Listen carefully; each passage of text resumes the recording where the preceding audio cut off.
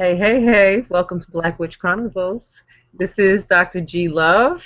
I am here with Zoe Flowers, a Black Witch, LaKeesha Harris, a Black What Witch, up? and our special guest this evening, Prismatic Black Excellence himself, Dr. Alexis Pauline Gumbs. And Yes, indeed. we're going to talk about Prismatic Black Excellence. You know, we asked people on the Facebook page what kind of topics they want to look at, and we got a timely topic, a perfect topic for July 1st, 2015, which is queering spirituality. And queering spirituality is really not about queering spirituality as a practice. It's about queering our perspective of spirituality, which frankly never shifts except in the way that things are always shifting. We're all related to the universe, and the universe is doing its thing, and everyone in the village, everything in the village, is a microcosm of the macrocosm. Everything is a reflection of everything else. So it's really time to represent for prismatic GLBTQAI2 presence on planet Earth from a shamanic perspective or a more ancient indigenous perspective, which is that there are gatekeepers here on planet Earth who kind of travel between the veils a lot and can have access to other entities and energies. And therefore, when we come down and inhabit our two-legged incarnation, we also spend a lot of time out in the ethers. So we don't play by the rules. So realistically, you know, one way of understanding a queer person, or I prefer to say a queer prismatic person, is someone who is a gatekeeper in the spirit realm. And once upon a time, we didn't identify people by their sexuality. We identified people by their relationship to the universe, by how we're reflecting the macrocosm. And it was these gatekeepers who really just didn't fit in when they were here in the physical form. And it could just be because of the spirits that were channeling through them. I mean, it's not just binary spirits. Sometimes it'll be a female deity that moves through a male body. Sometimes it'll be a masculine deity that moves through a female body. But then what about like genie and dwarves and fairies and elves and all of these other realms that most of us don't even really think about except in our dreams? Where's gender in those realms for those of us who are just so connected to different kinds of consciousness that are in other dimensions? One way you can point out a gatekeeper is like, oh, right, they're not even playing by family. They're doing a whole nother thing. So queerness, prismatic behavior, prismatic expression in the two-legged form is often a sign of who you're dealing with energetically, not a sign of who's doing what sexually. You know, like how that's one of these complexes. The complexity there sort of wanes after a while. So here's the introduction. What I say is we're really here to represent and show you Black prismatic excellence in the form of being allies to one another. Some of us identify as prismatic. Some of us identify as queer. Some of us identify as straight or heterosexual. Or everybody has their own identity that's always flowing because we're making these identities up to make other people happy because we've been asked to go sit somewhere. We've been asked to sit ourselves in a particular peg. Just fit yourself somewhere. Here are your choices. It's a multiple guess thing. You don't get to fill in a blank. There's no other. So let's just really represent for true queer Black prismatic excellence this evening. Black witches! Yay!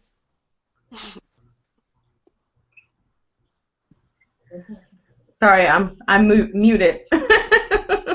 Shit, a Black witch can't live on mute. Okay, don't do I it. know, right? It's too hard for us to be on mute. I don't know. Black witches live on 12, not on mute. Well, lesson 1. Lesson 1, we can't live on mute. We All can't. right. It doesn't work for us. You can go ahead. No, go ahead. The way I see queering is exactly what G just described. You know, me giving no fucks about none of this, you know, and following my passion, my heart, where my spirits lead me, hearing with my spirit ear. That is going into the queer, the untapped sources, or maybe the tapped sources that we haven't really been listening to.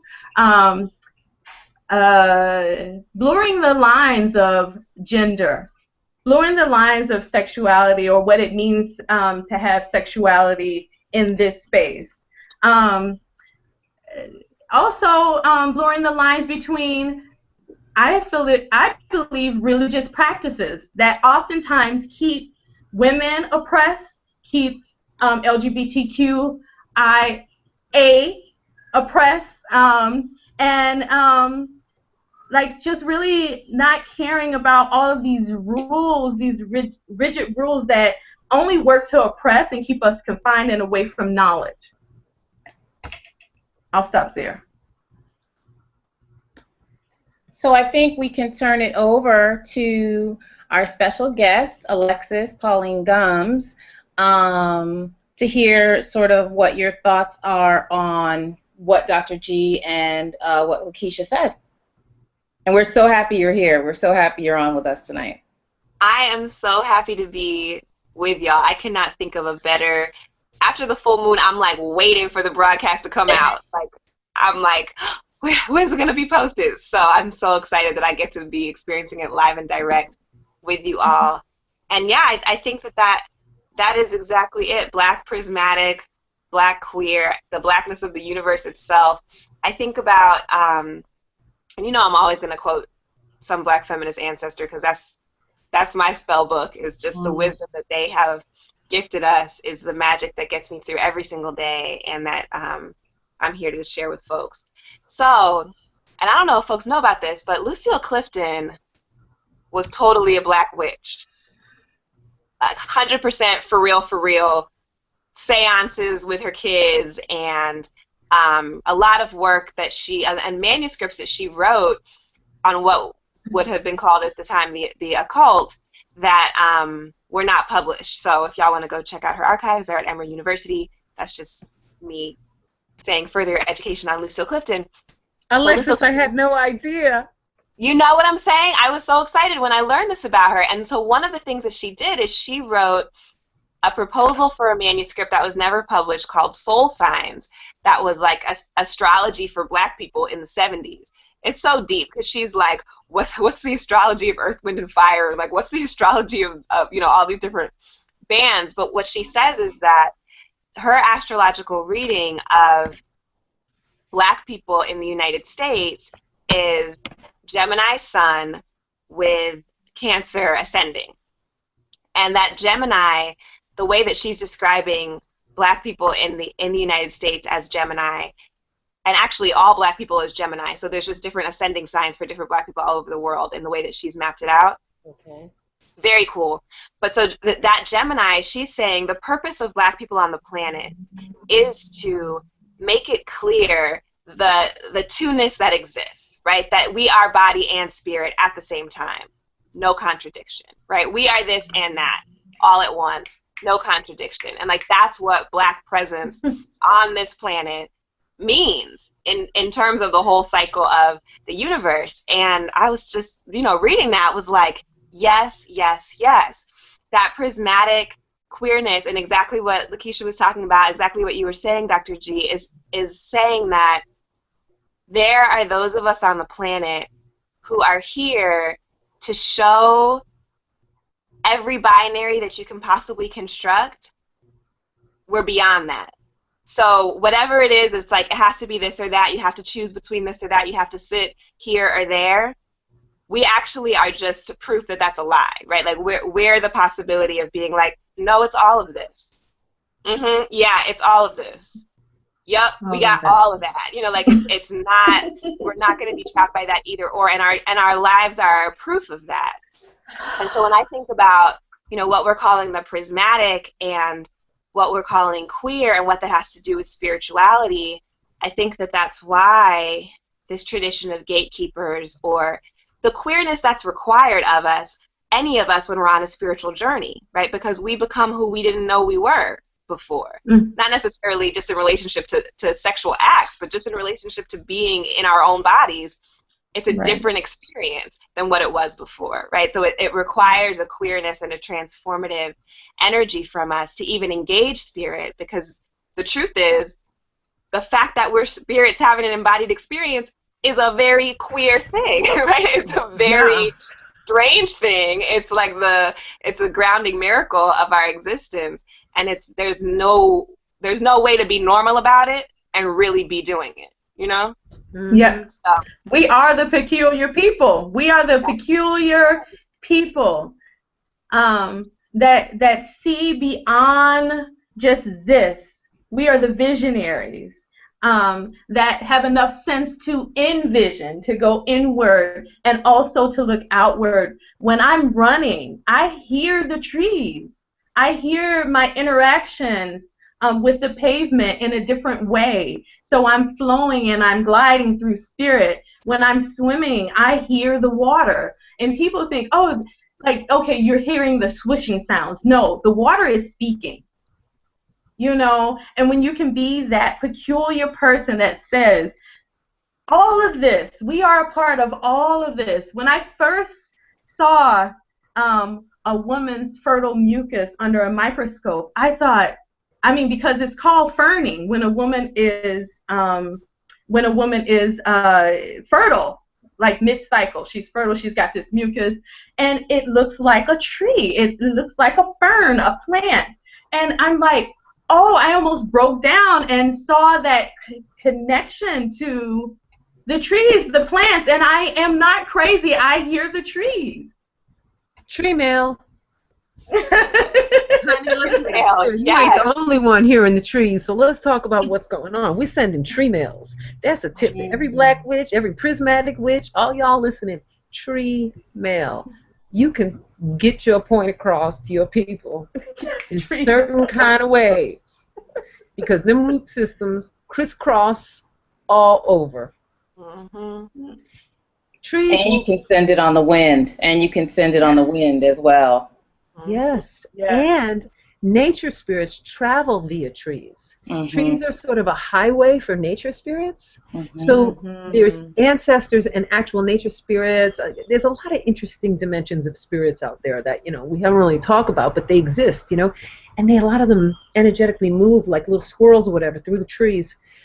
So if you send a tree mail, you can get your point across. I had a sister today, in fact, tell me that they were in New Orleans and going to a Tank, as a shout out, Tank and the Bangers show, and that a tree, an oak tree, talked to them and was like, and she was like, they were like, what? Is this tree telling me to touch it? And so they put their hands on the tree like this, and the tree told them to go check on their friend, and that their friend was going to need help. And sure enough, their friend had just got arrested in an action in Oakland, California, and was in peril of being put in a man's jail as a trans woman. And so this person went right on social media and let everybody know, and I kid you not, they got a tree mail. Those oak trees are interconnected across the whole landmass. It's incredible. Just today I heard that story. Yep.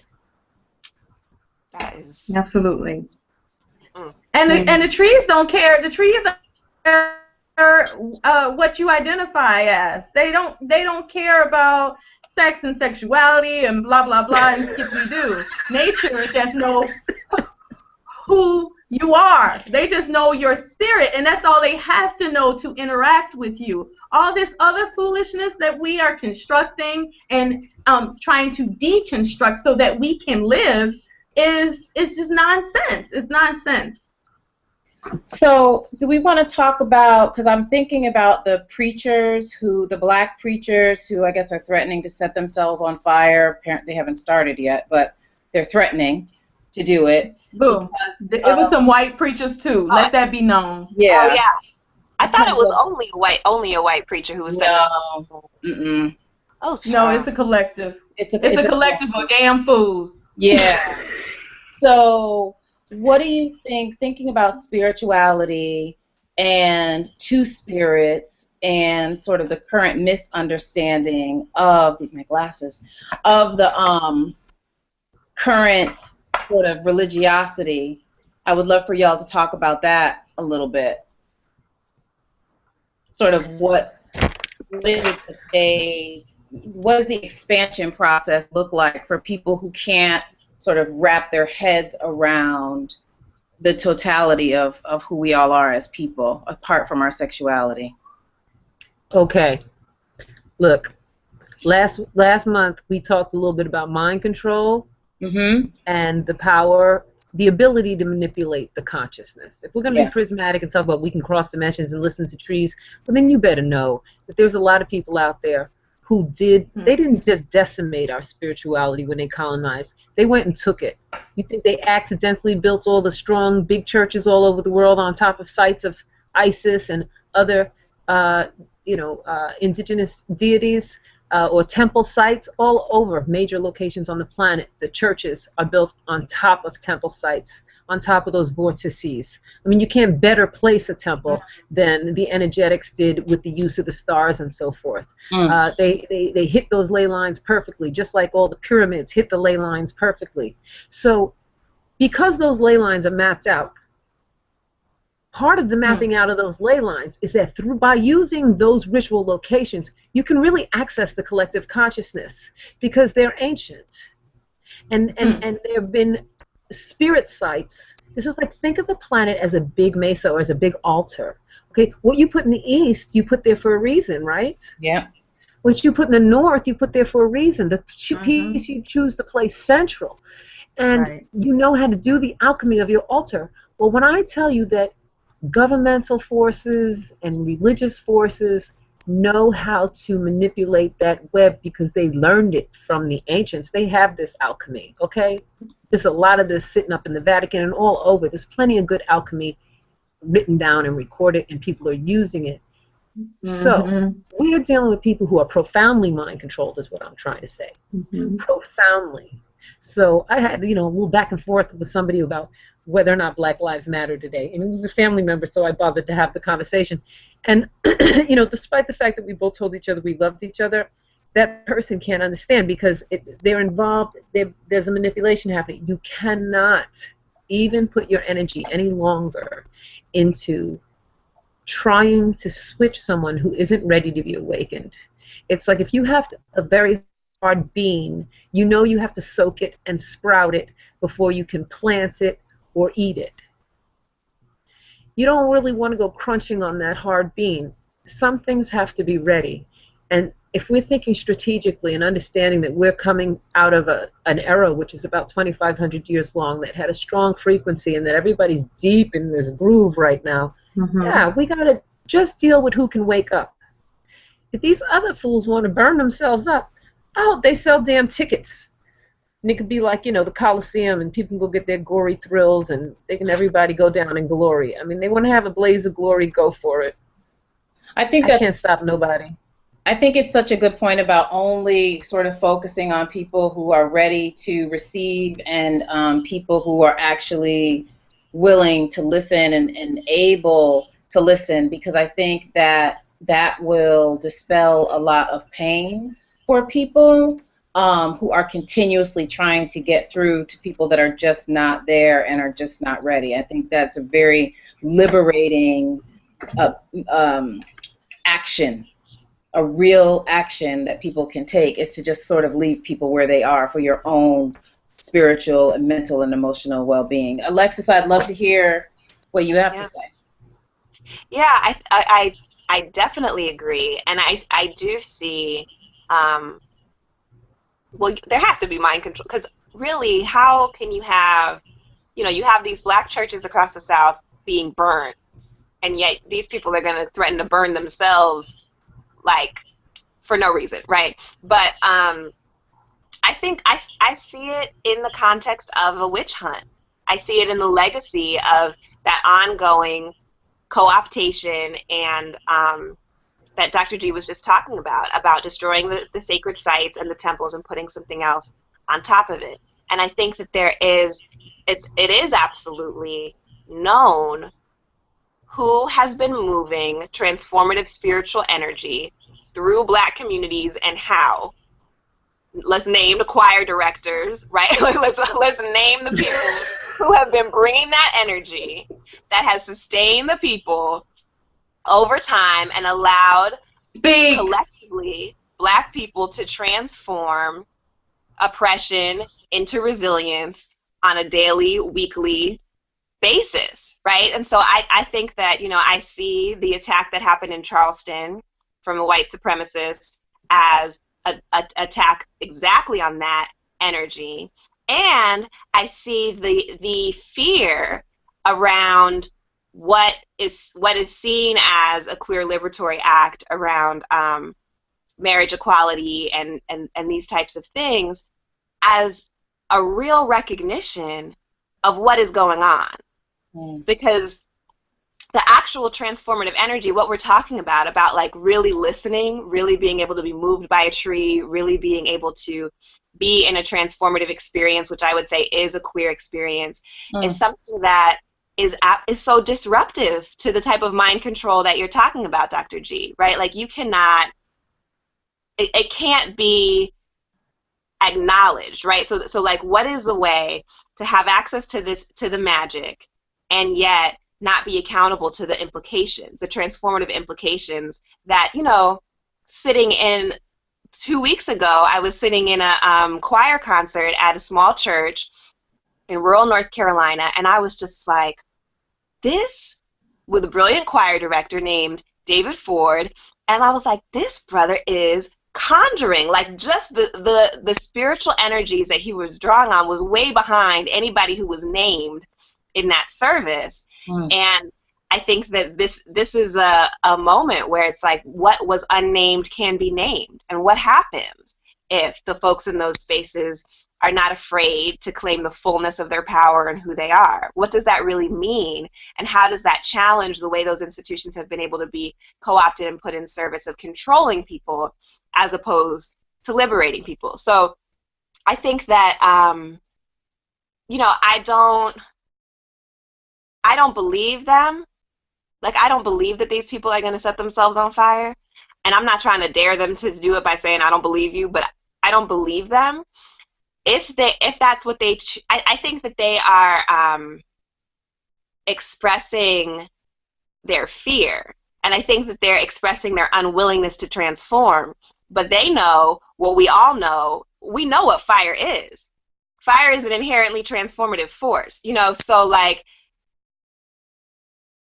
so if they want to transform themselves out of this plane and make way for what's coming through by using fire, that may be in alignment with what fire is for anyway, right? And what that transformative energy that we deal with in other ways is about. So all I have to say, I don't believe them, but whatever it is, I'm not afraid of that. I'm not afraid of them doing that. Exactly. They want somebody to be afraid of them. Please. Can I just say I love black women?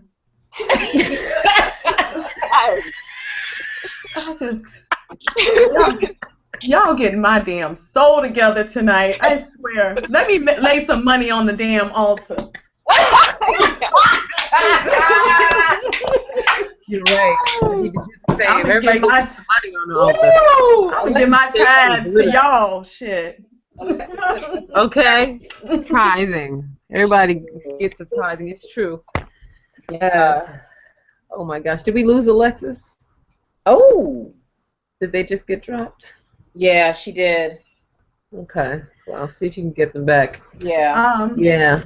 And I want to add to what Alexis was saying about the choir director giving life, with some of the queer spaces that we've been allowed to occupy, right, within the church or traditional churches, because we know that there are Black spiritual churches that have housed our magic. We know that we've had to take cover in those churches. We know that Harriet Tubman used those churches as part of the Underground Railroad, getting folks to freedom. So we know that there were allies and magic within those churches. Hello. How did she house all those people without magic? Okay, without witch power, Black witch power. But I'm saying this to say the choir directors, through music, we don't see how queer and peculiar the music is, and the coded messages and magic within the music. When you go into a sanctuary and you're hearing the choir sing, it does something to your soul. And when we're in Sister Circle, I've been in Sister Circle with G tons of time. And when we were having Sister Circle in Brooklyn and we're dancing and we're shouting, that's all spirit and that's all magic. So you can't tell me that there isn't magic to reclaim and that there isn't assault or attack on spirit people when they're burning these churches down. They're trying to attack our magic, and we should be upset about that.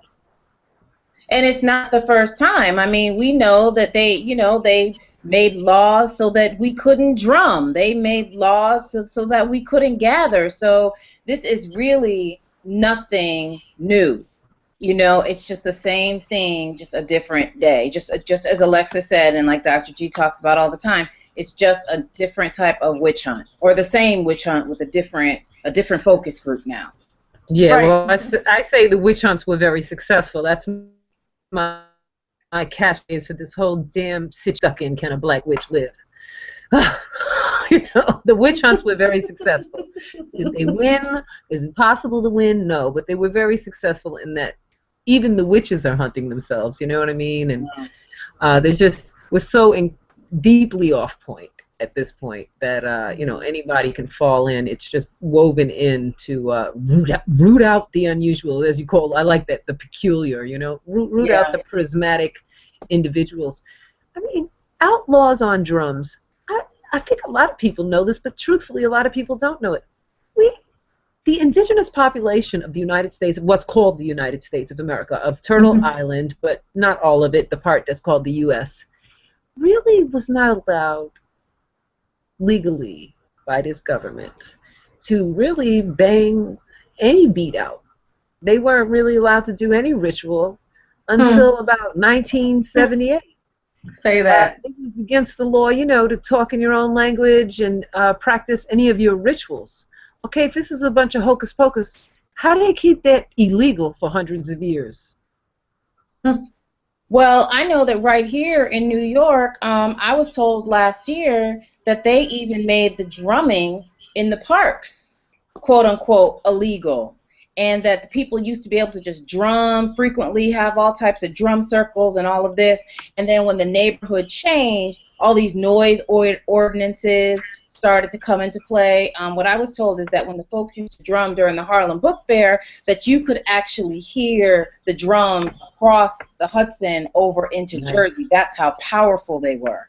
And when I was there last year, you could barely really hear anything. They cut it down. You used to be able to participate till 1, 2, 3 o'clock in the morning. Now the Harlem Book Fair is over at around 10 or 11-ish.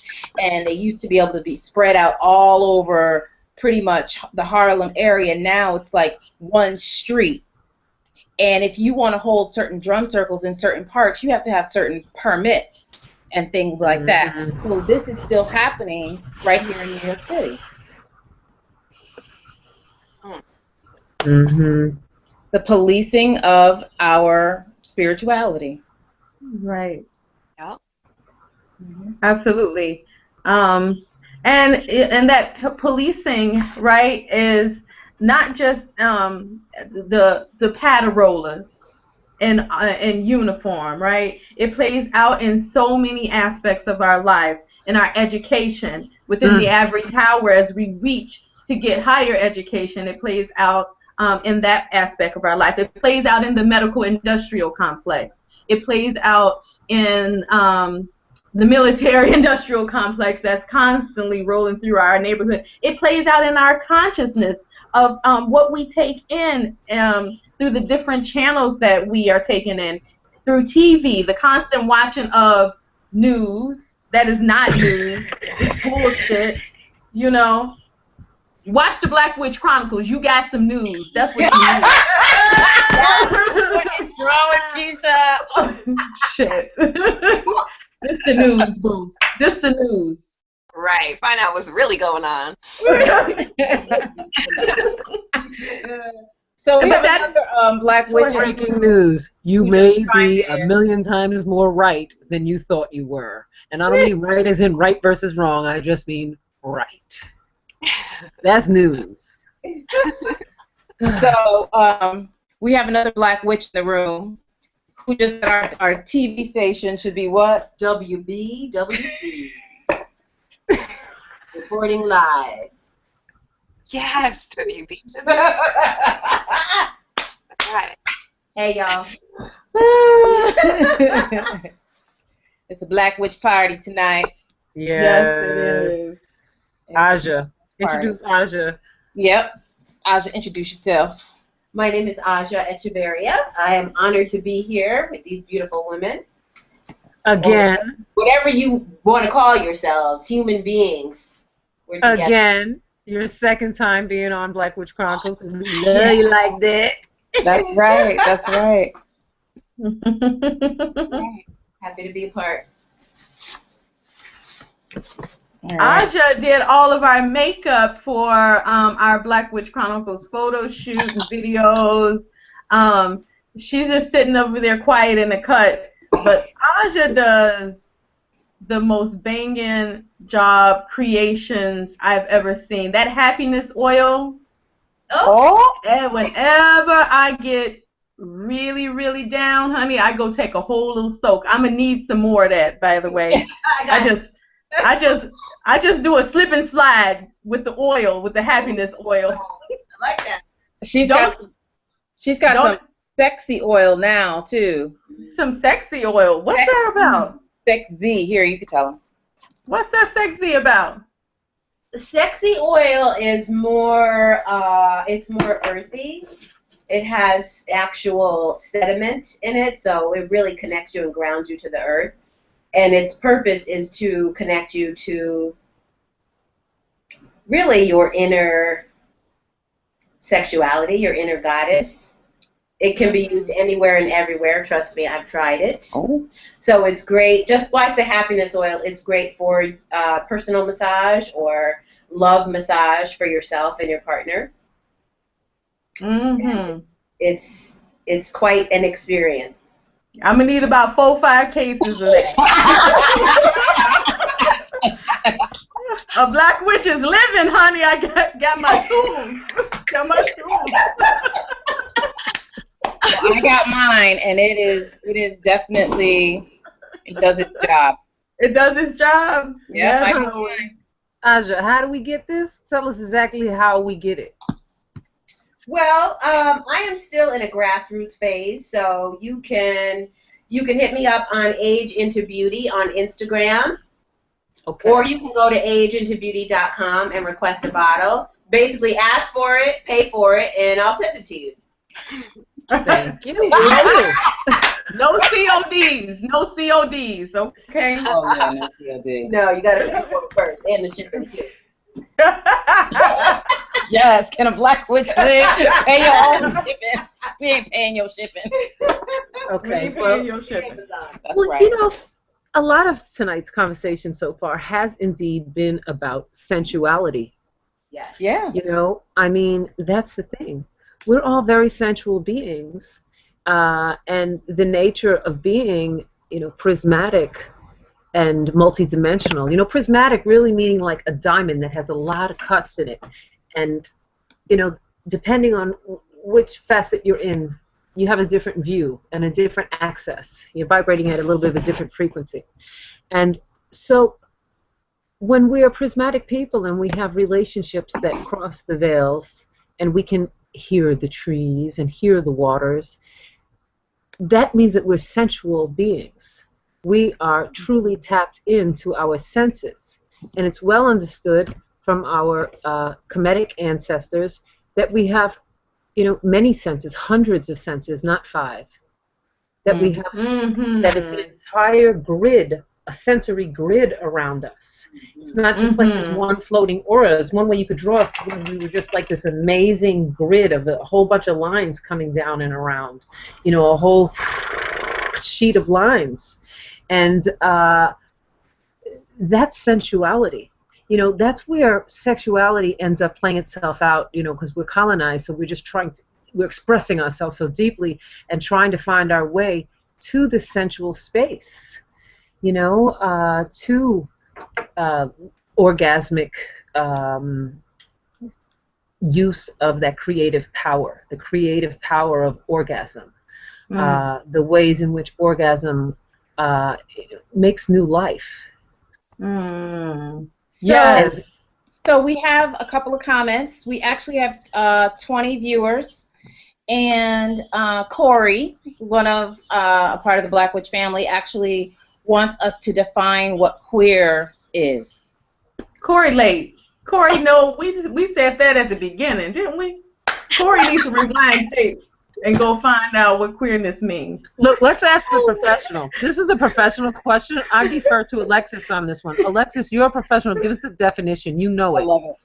I know it. Well, you know, I redefine it, right? Because I'm a queer Black troublemaker, right? So they say some people are gay for pay, and I'm queer for free. So queer, yes, baby. To me, queer, Black, and spirituality actually is like completely redundant. Like that, to me, it's all the same thing. Queer, the way that I'm thinking about it, names that transformative impact. So we've been using queer in a few ways, right? So queering sexuality, kind of using it as a verb, like queer is something to do. It's naming, transforming spirituality or transforming something, right? A queer reading is transformative in that way. And so then to use it as a noun to describe, to be a queer is saying, I name that this is a place, right? Like those ley lines are places where spiritual energy comes through. I'm naming this, the altar of my body, as a place where that transformative energy, usually known as love, comes through. And to use queer as an adjective to describe something or someone is a similar thing, right? Is to say this is something that changes us. It changes itself and changes us at the same time. So that's how I would define queer. And you can have a queer relationship to anything and everything. I think that in this space we're definitely talking about a holistic queerness, and so that does mean a transformative relationship to everything. And yeah, that's what I feel like that's what witchery is. I think that that's what spirituality does, and I think that that's what Blackness also is, which is why I say all three things all the time, but I think I'm saying love, love, love, love, love, love, love. Just so everybody can hear that I'm saying I love them, right? Like that's the poetic work of the word queer in my life, at least. All right. Yes.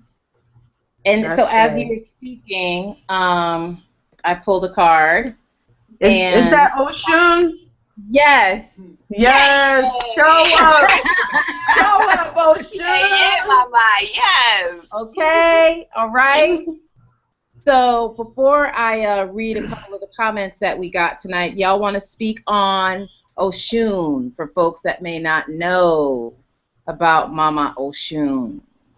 Yes. Oh, it says right there on the card, sensuality. Yes. So what? She is the sweetness of life, the life bearer, the essence of what life should be. That whole sensory, the feeling with your whole self, your whole body, the embodiment of the sweetness. Her offerings oftentimes is the honey, right? Offerings of honey, things that are sweet. Jewelry. I wore my gold hoop earrings. I finally found them. I think she returned them.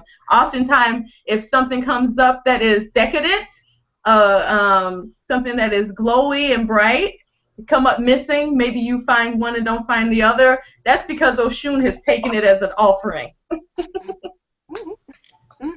But she is the belief that you can have things, the abundance, that it is your birthright to live in the sweetness of life.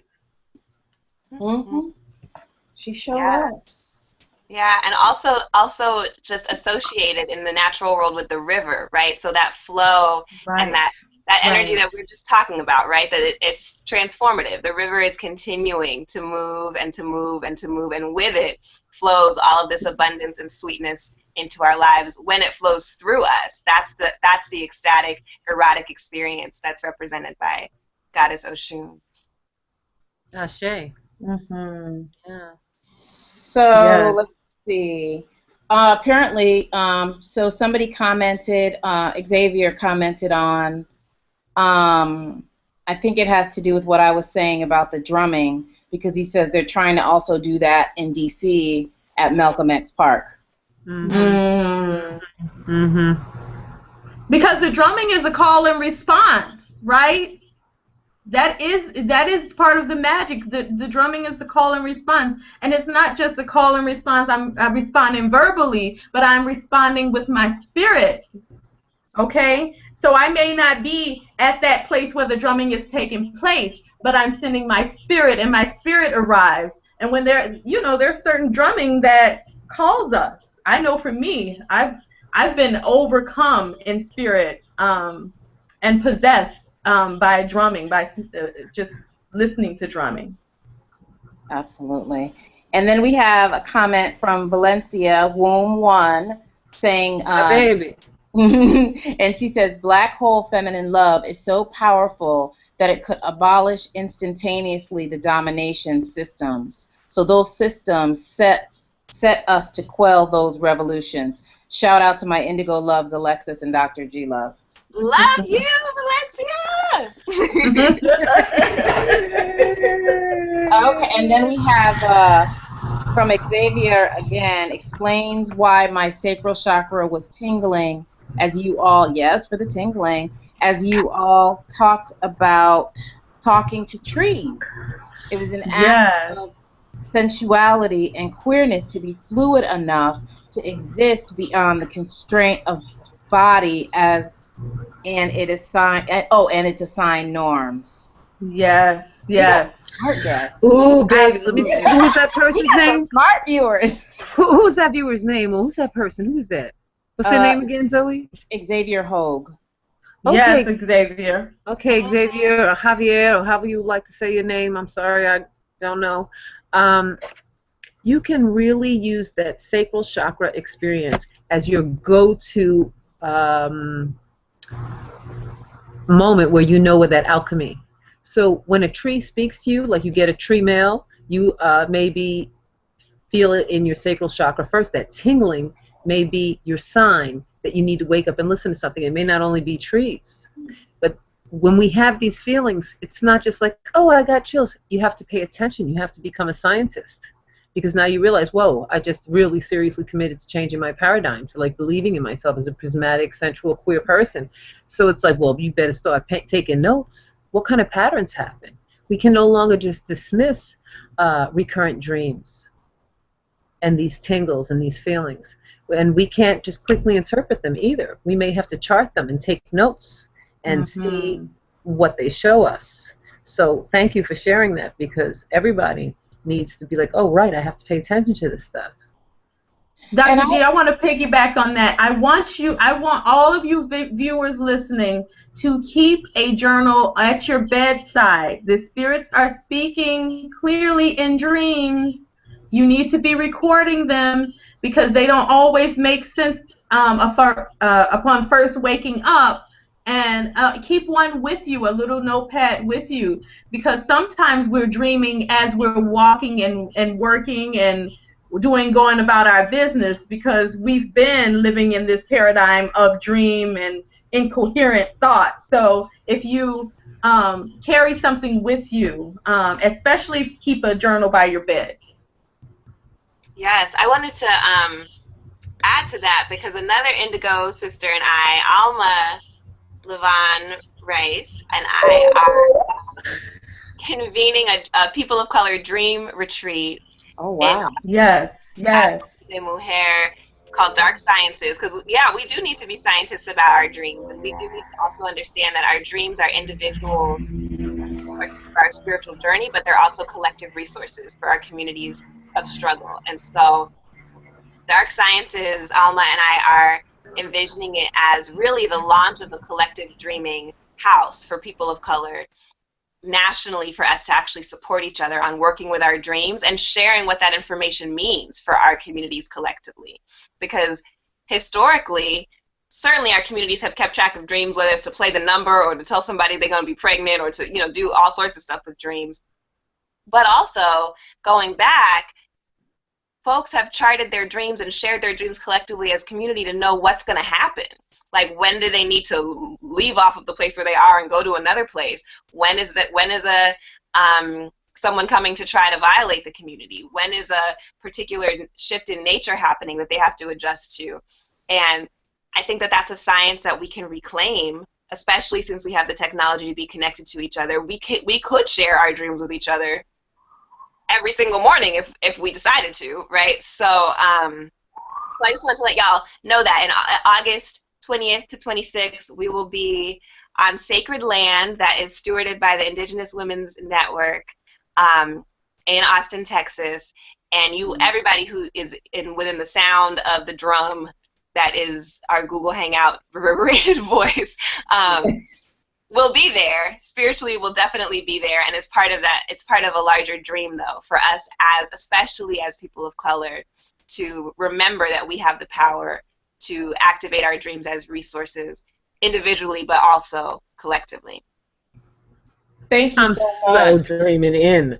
And that's something that we kind of, the Black Witches, we kind of started doing that sort of informally, just sort of sharing our dreams on Facebook, waking up, typing up, this is what happened, this ancestor came to me, this is what, and then the other witches will sort of chime in with, oh, maybe that's something you need to pay attention to, oh, maybe that's a warning. So we've been doing that for about a month or so, and it's definitely enlightening, because then when things happen, it's like, oh shit, you know what? G said that was a warning. So it's definitely good to pay attention. Mm-hmm. Absolutely. With that being said, Alexis, will you be posting that to Black Witch Chronicles? Do you have a link about that? How can we support it? Yes, I'll definitely post the link on the Black Witch Chronicles Facebook page. Yeah, Dark Sciences. Dark Sciences. Perfect. So we have another question from our viewer, Rebecca. What do you suggest for initiating transformative energies within spirit to awaken and break from the cocoon, so to speak? So what do we suggest? What sort of initiating, transforming energies within our own spirits can we tap into, is the question. So I would just, yeah. Go ahead, Zoe, go ahead. So one of the things that just I think is so important is just getting silent as a first step, as just a preliminary step, just turning everything off and just really being silent, listening to your own voice, listening to your own heart, and listening to your organs, you know, since we're talking about sensuality, sexuality, and all of that, really listening to those spaces that so often get ignored and hear what those organs have to say to you. Keisha? Okay, two things. Coconut water over the head, clearing that crown chakra so that you can receive messages. Sometimes I even wear a white head wrap to have that clear field of energy. 2, sweat, and more sweat. All right. And the reason I sweat, I feel like my sweat is a gift to the earth. So if I'm running, if I'm gardening, when I drop sweat on the petals of my flowers, when I drop sweat on my lover's back through sexual acts, that's all an offering. It's offering of spirit. It's an offering. And it's also a cleansing. There are sweat lodges designed for you to sweat as an offering, but also as a cleansing mechanism. When you talk about your organs, there's nothing better to clear your auras, clear your energy than that sweat for me. And also spiritual baths. We talk about that a lot. Bathing in sea salt, bathing in basil, just the typical old school witchy, tools. Also, getting into water, getting into bodies of water. Dr. G, you want to chime in? Yeah, I almost always say Ancestor Altar. Yes to everything that's been said, and then some. Yeah. Get to that root. There are ancestors. They're here for you. They're not, we were taught maybe to feel humble about asking. They're here for you. Primarily, they are you. So it's just like asking your heart to work right. You can ask your ancestor that rules your heart to act right. Or if your uterus needs to act right, call through Oshun or the ancestor that is like Oshun in your lineage. And that's not just in your blood lineage, your whole ancestry. Like, you're a universal being. This is a complicated thing. Like, for real. That's a big tree. If your bloodline is just out here like on a little twig on a branch, and then the whole rest of this huge tree is the rest of your ancestors also, it's like, oh, wow, once again, I haven't really been thinking on that large universal scale. I keep forgetting. I have to keep waking my mind up more. Like, yeah, maybe some rivers are your ancestors, the ocean you were born near, that's the case for me, for sure. Mountains, just all kind of stuff, frankly. You can go across dimension, you can do anything. Get in touch with your ancestors, because if you get in touch with your ancestors, you're going to get in touch with everything that you would ever in life need to get in touch with, and there will be protection, there will be guidance, the clarity. You'll start just waking up like, wow, the cocoon's coming off. Oh, look, my little wings are drying. Oh, they're starting to unfurl. Oh, flutter, flutter, flutter. It just becomes something. It's so true. I mean, I remember when I first started doing ancestor work, they started giving me symbols, and one of those symbols was one of the symbols that connected you and I, G. And they gave it to me almost 10 years ago. They just put this symbol on me, and now I use that symbol in my Reiki sessions. So, and I fought off that ancestor work for a long time. I ignored it for a long time. But everything really started to turn around once I started to do that seriously. I would add, don't forget about the babies and the animals, the pets. Lots of messages and communication there. We met Miss Cleo tonight. Yes, Miss Cleo, and Miss Cleo does her thing with spirit work. She was just talking to a cat that was not here. And my ancestors, we've been talking about, my grandmother has been coming through and has connected me to housing. They want you to talk to them, and specifically go to them queer ancestors. Come on, y'all. We're talking about the peculiar. You got the peculiar aunt that was in your family reunion that crossed over, and she want to talk to you. Believe me. So we have about 7 minutes left. I do just want to say that Rose Jackson wants us to remember that August 28th is the Portal Day. It's the 10th anniversary of Katrina. It's the 60th anniversary of Emmett Till's death. It is also the day of Dr. King's I Have a Dream speech. So August 28th. Very August 28th. Yeah. Well, that's a full moon, so we'll be having a Black Witch Chronicles episode on that on the 29th. You know. So in our that'll be a go ahead, sweetie. That'll be a powerful moon for sure. Absolutely. A blue moon too. Blue moon, yeah.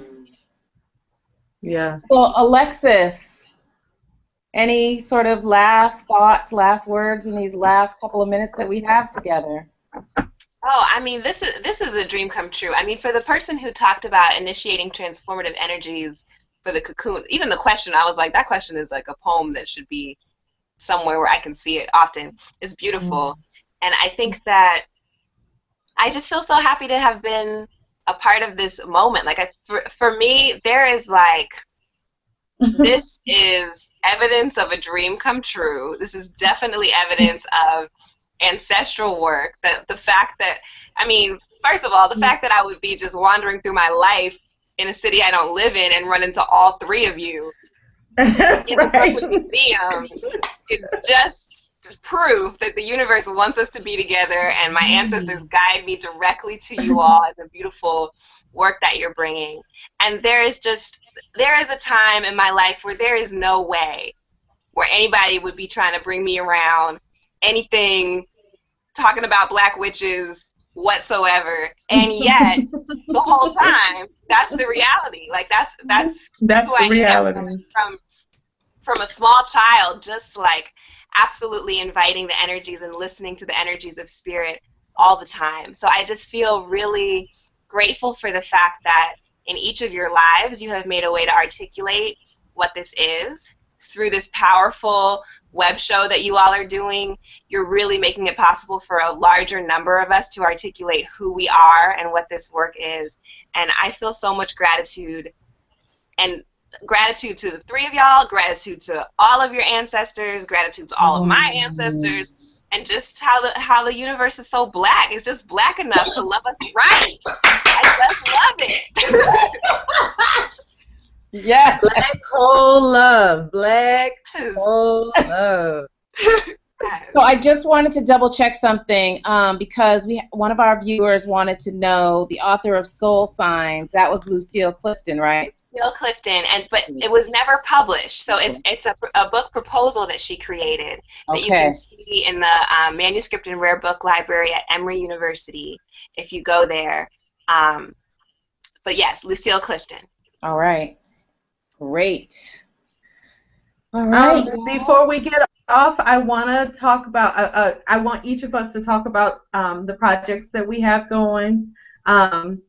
Look, our sister is going up a mountain, and I need help. So let me put that right quick. I'm going on a journey home to the motherland. I'm going to Tanzania to climb Kilimanjaro in September.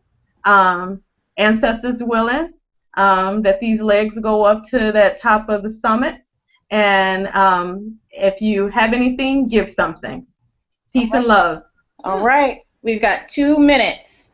I'm doing a photo shoot tomorrow. That's why Aja's here for my upcoming poetry book. So that's my project. I'm working on a documentary that talks about my personal transformation. Actually, donations can be made for that as well. Go on